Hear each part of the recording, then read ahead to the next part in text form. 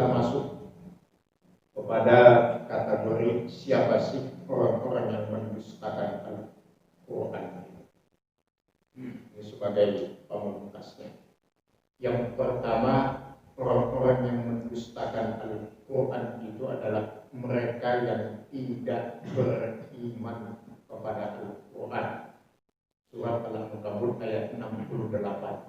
Kata iman di sini tidak cukup pada percaya semata, tetapi dimensi iman itu sebagaimana antum tahu ada 3: hati, lisan, dan perbuatan. Tasdiq bil qalbi, ta'bir bil lisan, wal amalu bil jawarih. Wa man azlamu mimman iftara 'ala Allahi kadziban aw kadzdzaba bil haqqi lamma ja'ahu alaysa fi jahannam maswal lil kafirin. Jadi mereka mendustakan atau tidak percaya terhadap Al-Quran atau tidak beriman terhadap Al-Quran. Ini bukan hanya orang-orang di luar Islam. Orang-orang Islam pun banyak yang tidak percaya dan tidak beriman terhadap Al-Quran. Salah satu realitanya baca Quran ketop, baca Quran kan. Padahal Quran itu dulu ya, sekarang sudah zamannya online. Quran itu isinya hanya masalahnya, ya kan, berita kriminalitas, macam-macam. Jadi senang membaca hal yang memuat banyak masalah, tapi yang membaca kitab yang penuh dengan solusi kehidupan itu jarang. Quran itu kan isinya solusi semua. Apa menarik kata-kata budayawan Cak Nun MHI ya, kita nggak melihatnya ada kontroversi dan sebagainya maupun dan kontra dengan kita ambil yang baik. Beliau itu kalau menemukan satu masalah, beliau ambil Quran, kemudian acak aja dibuka Quran, buka, dibaca, pas ada solusi dari masalah yang telah dihadapi. Coba tes, kita coba sama-sama. Itu lagi memikirkan sesuatu yang paling ini solusinya bagaimana. Dulu Al-Quran buka aja sembarang, dia akan ketemu solusinya di situ. Quran itu kitab solusi, bukan kitab masalah.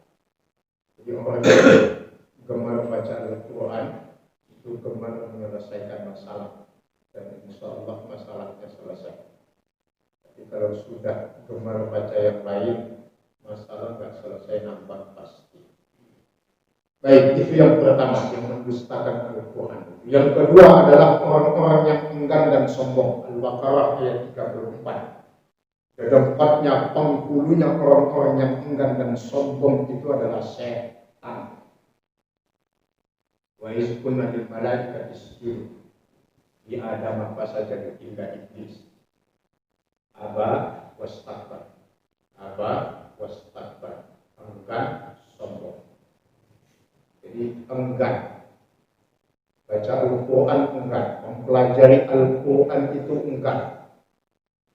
Bahkan ada yang takut disalahkan, takut diperbaiki baik bacaan atau pahamnya. Dia nanya, ngaji yuk, ngajinya apa? Itu baca Al-Quran. Oh, maaf, nanti saya salah ini. Kalau udah salah disalahkan itu bagus, yang enggak bagus itu yang benar disalahkan. Jadi keengganan untuk mempelajari Al-Quran, memahami Al-Quran, bahkan yang paling berbahaya, keengganan itu berbuah kesombongan. Termasuk yang nanya, pengajian bisa dibilang budak, ustaznya siapa? Sian. Ustaz saya.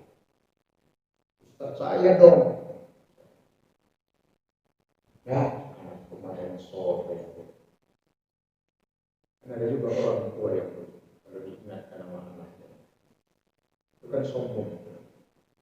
Sombong itu batal hak wa ghamtun nas, menolak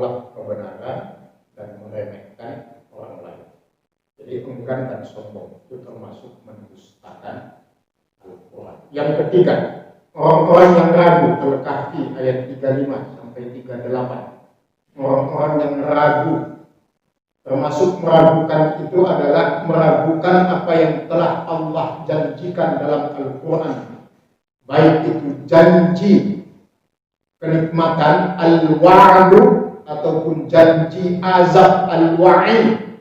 Jadi ada al-wa'du wal-wa'id, ada janji kenikmatan berupa surga dan ada janji Allah berupa ancaman yang disebut neraka. Dia ragu tentang keberadaan itu semua, termasuk ketika Allah mengatakan tentang kematian, hari akhir dan seterusnya, semua dia ragukan. Itu bentuk mendustakan Al-Quran. Tak percaya dengan semua. Dia kira dia bakal kekal selamanya. Subhanallah, dikirim air aja kerepotan. Ini baru hujan beberapa hari pada teriak-teriak. Panas minta hujan, kasih hujan minta panas, masih protes juga. Gimana kalau kira-kira Allah kasih air panas? Panas minta hujan, kasih hujan minta. Untung Allah nggak bilang, ya udah saya kasih air panas kalian mau. Semuanya serba salah. Lagi-lagi bukan panik karena kurang ini, yang benar itu panik karena kurang iman. Jadi dikit salah, semuanya serba salah. Karena semuanya diukur berdasarkan kehendak nafsunya semata. Jadi mengatur-ngatur Tuhan. Makanya dalam doa pun kadang-kadang ada yang sampai istilahnya doa yang mengancam. Ada doa yang mengancam. Ya Allah, saya udah rajin sholat. Saya kan rajin ngajinya. Masuk itu aja nggak dikabulkan. Kalau nggak dikabulkan saya nggak ngaji lagi. Oh, mengancam doanya. Maka Ibnu Athaillah mengatakan dalam kitab Al-Hikam itu banyak orang yang pintar meminta tapi tidak pintar berdoa. Memintanya pintar, tapi berdoanya enggak. Beliau lanjutkan kata-katanya, cara yang paling baik untuk berdoa itu adalah dengan perilaku, dengan perbuatan, bukan dengan kata-kata. Jadi cara yang paling baik meminta itu adalah dengan perbuatan, bukan dengan kata-kata. Kata-kata nggak salah, tetapi yang paling baik itu dengan kelakuan. Contohnya yang paling nyata, Bapak Ibu punya anak dari sekolah, masih sekolah, usia sekolah, jarak rumah dengan sekolahnya jauh. Dia tidak minta motor, Pak, tapi dia tunjukkan dengan prestasi dan semangatnya untuk belajar. Tanpa dia minta, dengan sendirinya orang tuanya akan menawarkan motor ke dia. Tapi ini ada anak jarak sekolahnya jauh dari rumah, belum apa-apa, hari pertama masuk sekolah udah merewel aja minta motor. Jadi bentak sama orang tua. Jadi coba kalau dia tunjukkan dulu dengan prestasi dan semangat, orang tuanya akan menawarkan, nah, jauh dari sekolah, kita beli motor ya, kan enak kan begitu. Ini belum apa-apa, Pak, beli motor, jauhkan sekolahnya, yang lain kalau naik motor, saya doang yang naik angkot, berhenti aja sekolah, kalau selesai. Subuhnya aja jam 6:30, kalau doa saja sampai nangis-nangis, kata Allah. Pitas enaknya. Sholat ini cuma sholat Jumat, mintanya ya kepada Allah. Karena dulu ada kisah di pesantren, ada santri jadi imam karena tahu di belakangnya kiainya, jadi makmumnya, giliran baca doa-doanya kuatnya lama, segala doa yang dihafalkan dibaca. Akhirnya selesai sholat ditegur sama kiai. Kata kiainya cuma satu, malulah.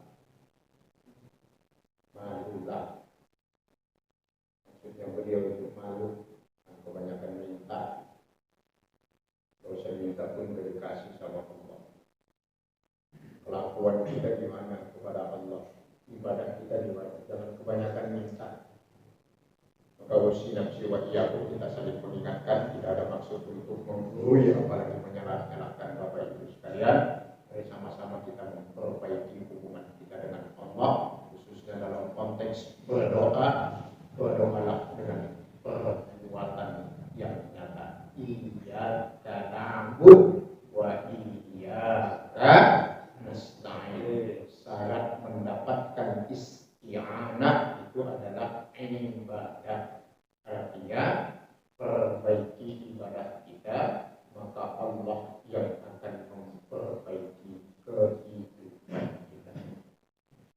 Baik, ikhwatal iman yang Allah muliakan, terakhir, apa kecelakaan atau apa yang akan didapatkan oleh mereka yang mendustakan Al-Quran? Yang pertama tentu adalah murtad dari Islam, keluar dari Islam.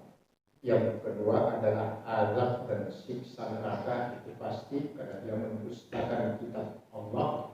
Dan yang ketiga, hilangnya ketenangan batin. Siapapun yang tidak berpegang teguh terhadap Al-Quran, maka dia akan mengalami keguncangan batin. Sebagai contoh nyata dalam rumah tangga, usi nafsi wa iyyakum, dalam rumah tangga kalau semua dikembalikan kepada aturan Allah dalam Al-Quran, insya Allah selesai. Tapi kalau sudah diukur dengan nafsu masing-masing, runyam sampai kapanpun.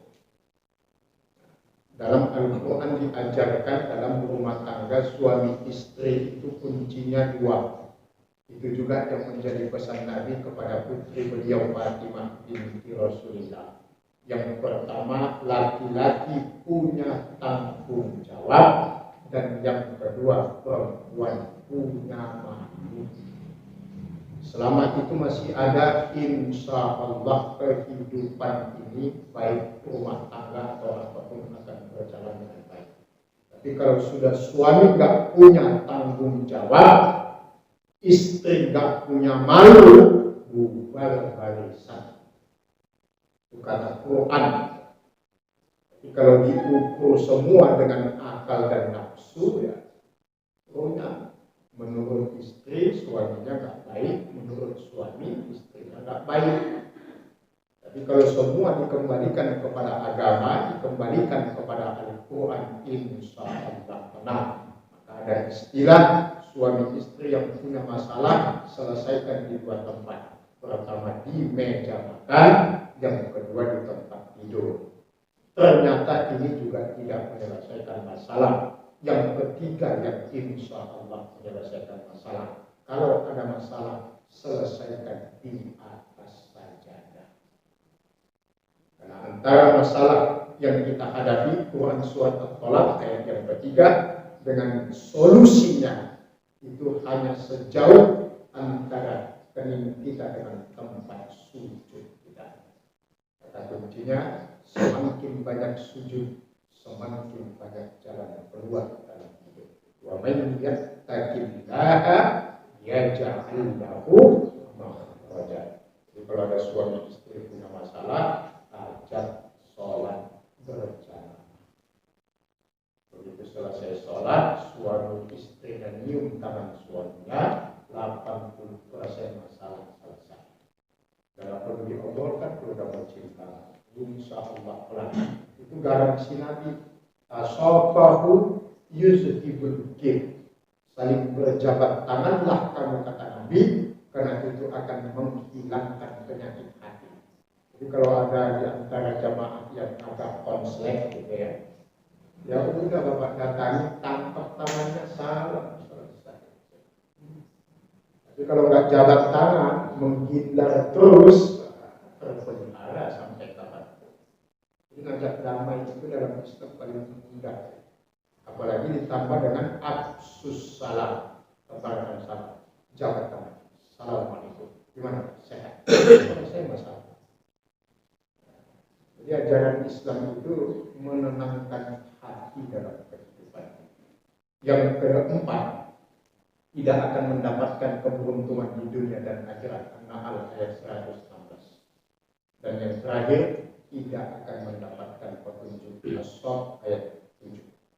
Jadi mereka yang mendustakan Al-Quran tidak akan mendapatkan petunjuk dan keberuntungan